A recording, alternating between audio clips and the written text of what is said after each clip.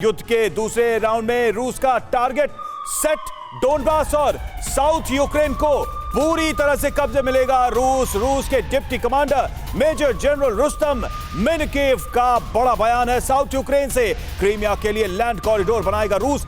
Ukraine में Russian बोलने वालों पर अत्याचार हो रहा है, ये रूस का दावा है और एक पूरा का पूरा लैंड कॉरिडोर बनाने की कोशिश चल रही है। क्रीमिया को कनेक्ट करने के लिए मारियोपोल बेहद जरूरी था और अब देखिए डोनबास पर पूरा फोकस। यूक्रेन के लैंड का एक बड़ा हिस्सा रूस अपने कब्जे में ले चुका है, कम से कम इस दावे से तो यही लग रहा है।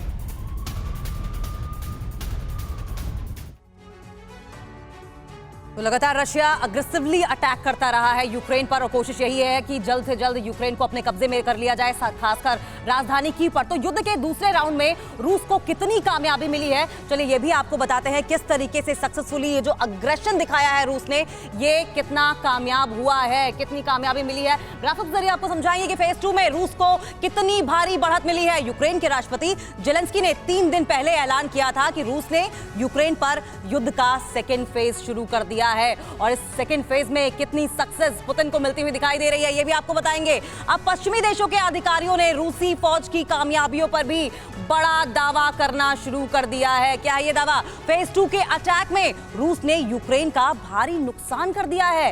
लगातार क्लेम्स किए जा रहे हैं रूस की ओर से और यूक्रेन की ओर से भी कि यूक्रेन ने भी रिटेलिएशन में रूस को भारी नुकसान पहुंचाया है। वहीं रूसी सैनिक यूक्रेन के ऊपर 3 से 1 के रेशियो से भारी पड़ रहे हैं, ये बड़ा दावा रूस की ओर से किया जा रहा है। साउथ और ईस्ट में रूस ने जहां कब्जा कर लिया है, उन इलाकों से यूक्रेन का कब्जा छुड़ा पाना बहुत मुश्किल होगा। लगातार एक के बाद एक एरियाज को कैप्चर रशिया की ओर से किया जा रहा है और दावा ये किया जा रहा है कि ईस्टर्न और साउदर्न एरियाज को जो कैप्चर किया जा रहा है, यूक्रेन के लिए लगभग नामुमकिन होगा कि इन एरियाज को छुड़ाया जा सके। रूस की फेज 2 के लिए जनरल अलेक्जेंडर को चुनने की रणनीति अब रंग ला रही है, क्योंकि हमने देखा है कि रशिया लगातार अपनी स्ट्रेटजीज बदल रहा है, अपने कमांडर्स को बदलते हुए बैटल जोन में लेकर जा रहा है, जिससे कि एक नई रणनीति के तहत यूक्रेन पर कब्जा किया जा सके, अटैक किया जा सके।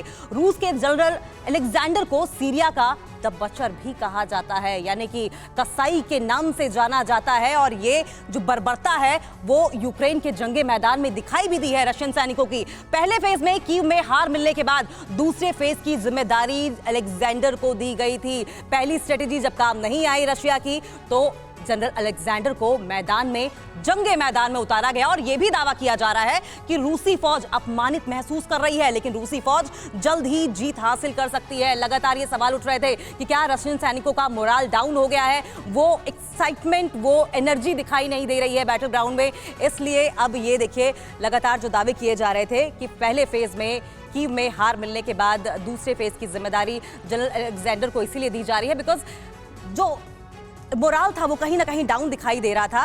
क्या रंग लाता है जनरल अलेक्जेंडर का जो ये स्ट्रेटजी है, रणनीति है, ये देखने वाली अपने आप में अहम बात होगी। लेकिन अड़ी सोमवार से शुक्रवार शाम 6 बजे सिर्फ TV9 भारतवर्ष पर।